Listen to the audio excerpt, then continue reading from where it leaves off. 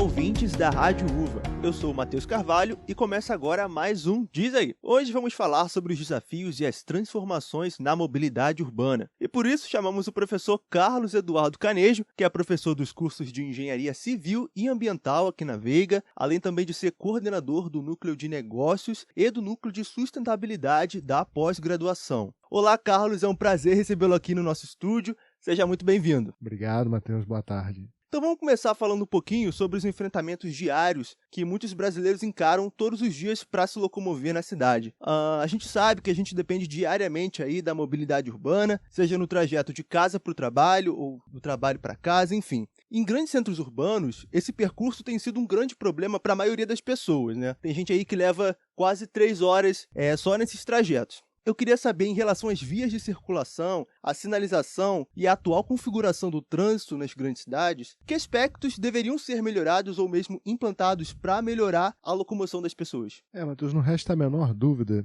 de que a gente começa o desenvolvimento de uma cidade geralmente sem muito planejamento. O Rio de Janeiro ele é um grande exemplo disso, assim como a cidade de São Paulo, dentre outras que a gente poderia estar citando aqui. Pressupõe-se que hoje em dia a gente comece, a partir do desenvolvimento, o desenvolvimento das cidades, a partir de um planejamento regional, integração entre municípios, integração entre estados, para que os centros urbanos eles consigam escoar diariamente essas pessoas que precisam ir e vir dos seus trabalhos. Isso se faz com muito planejamento, com engenharia, com reflexão, mobilidade urbana. Não resta dúvida que para transportar uma grande quantidade de pessoas e, obviamente, levá-las até o centro urbano, a gente precisa estar sempre com sistemas, em especial metrô, trens, ônibus, que consigam carregar o máximo de pessoas com o menor esforço. É claro que a tendência nos centros urbanos que a gente tem a partir do desenvolvimento do poder aquisitivo, a necessidade, muitas vezes a vontade de cada indivíduo ter o seu carro, o que é, ambientalmente falando, uma lástima, E é óbvio que para o trânsito também é um grande problema. A tendência é que as cidades mais desenvolvidas do mundo hoje estão num processo totalmente contrário,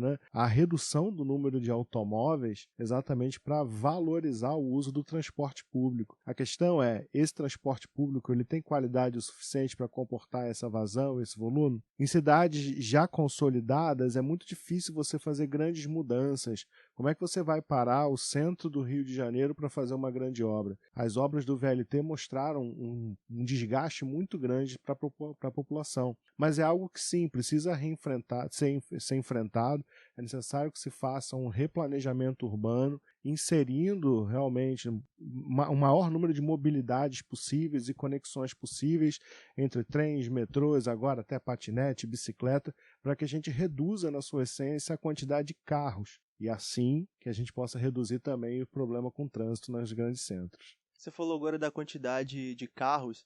Tem uma pesquisa, de acordo com dados da Confederação Nacional de Transporte, foram levantados em 2017, existem hoje nas ruas brasileiras mais de 51 milhões de veículos, o que gera, obviamente, todos os dias congestionamentos caóticos que acabam impedindo a fluidez da cidade e comprometendo até mesmo a qualidade de vida das pessoas. Eu queria saber se a estrutura e a logística do trânsito continuarem as mesmas, como é que você vê as grandes metrópoles daqui a alguns anos? Cada vez mais engarrafadas, A gente precisa mudar um pouco o olhar. E eu acho até que nos últimos anos, vem aparecendo algumas soluções que integram a mobilidade e talvez um comportamento mais sustentável, mais responsável com relação ao uso dos automóveis. Eu acredito sim que precisa mudar. E a gente já está num processo de mudança. Os centros urbanos, eles têm escalabilidade para que soluções como essas, dos patinetes, soluções como o VLT, soluções como as bicicletas, elas imperem, elas vinguem, Mas isso é uma característica exclusiva dos centros urbanos, Só porque aqui tem concentração de capital tal que atrai essas empresas a investirem nesse modelo.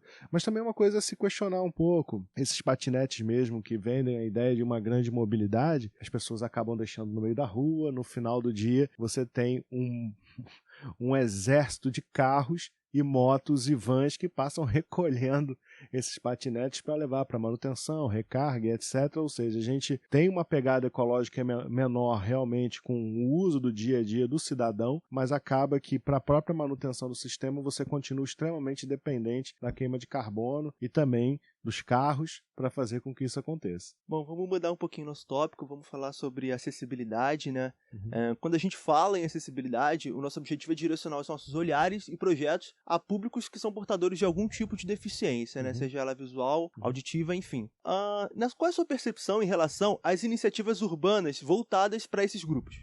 Eu acho que a gente tem muito a desenvolver ainda, né? Os portadores de necessidades especiais, eles realmente foram totalmente marginalizados pelo transporte público durante 30, 40 anos, né?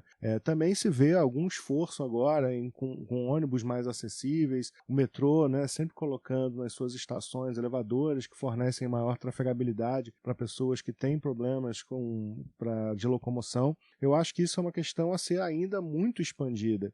Não adianta de nada eu ter um sistema muito bom dentro do sistema metroviário e as calçadas não terem as condições adequadas de trafegabilidade, né? O planejar urbano ele precisa ser revisitado pelos prefeitos, pelos tomadores de decisão, para que a gente consiga ter uma cidade mais sustentável e mais adequada para esse público, né?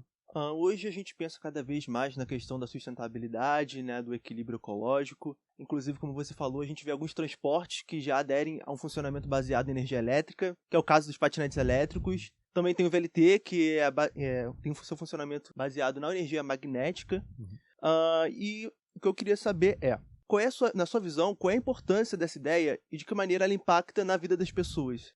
Num primeiro momento, na verdade, a gente vê uma dificuldade de fazer com que essas tecnologias elas cheguem no amplo público. Primeiro pelo custo, né? Não resta a menor dúvida. A gente fala da mobilidade a partir dos patinetes do VLT, isso é ótimo, acessível a todos. Mas quando eu penso em carros elétricos e ônibus elétricos, de uma maneira geral, eu tenho um custo muito maior na sua produção. Um carro popular, hoje em dia, elétrico, ele não sai por menos de R$90 mil. Um que tem algum sistema que possa fazer com que você carregue ele na sua rotina. Então, ainda não é acessível ao grande público, mas sem dúvida nenhuma é o caminho que deve ser seguido. A gente precisa de um futuro sem carbono.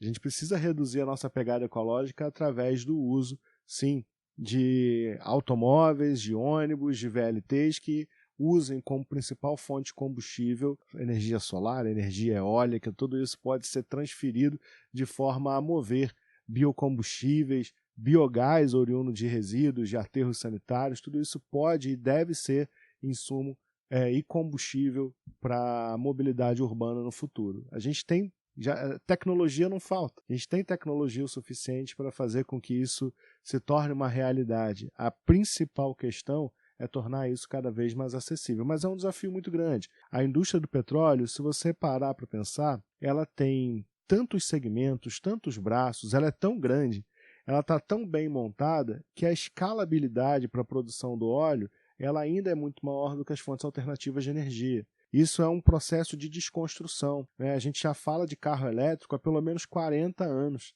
A indústria do petróleo fez de tudo que pôde para não deixar essa tecnologia avançar.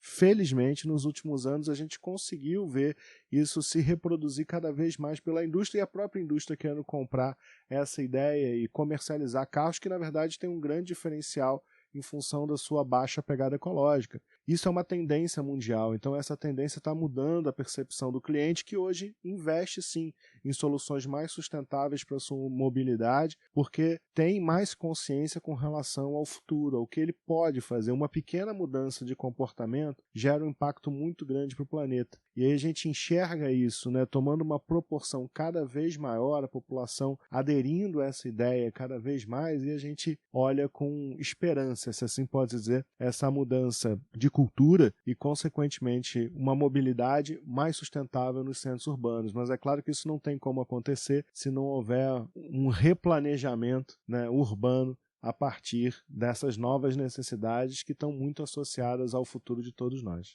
As transformações tecnológicas mudaram aí a maneira como a gente trafega pela cidade. Hoje a gente tem uma grande facilidade em conseguir viagens em carros particulares através de aplicativos como Uber, 99, enfim. Além também de outros aplicativos como o Waze, que permite que a gente se localize nos nossos trajetos. E para finalizar a última pergunta, eu queria saber como é que você enxerga a ascensão desses aplicativos. Eu acho super importante, né? Afinal de contas, a gente consegue reduzir assim a quantidade de carros que circulam diariamente. O próprio Uber, o Waze, ele tem aquelas caronas solidárias, você divide, né? Eu acho isso muito importante. Tem algumas questões com relação à segurança ainda, há quem não se sinta muito à vontade com isso, porque você não conhece muito bem a pessoa que vai estar ali, um ligeiro desconforto, mas eu acredito que seja uma solução viável para a redução da quantidade de automóveis nas ruas. E acho que é uma tendência não só no Brasil, mas no mundo inteiro, que a gente amplie o uso desse serviço.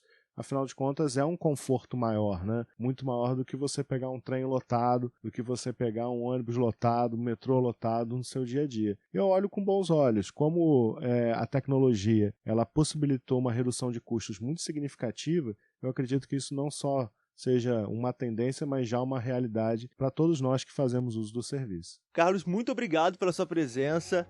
Eu agradeço também aos nossos ouvintes que nos acompanharam até aqui. E não se esqueçam de nos seguir nas redes sociais que estão na descrição e de se inscrever também no SoundCloud, no YouTube e no Spotify. Apoio ao Rise Digital e Cantina B. Rádio Uva. Informação sem fronteiras.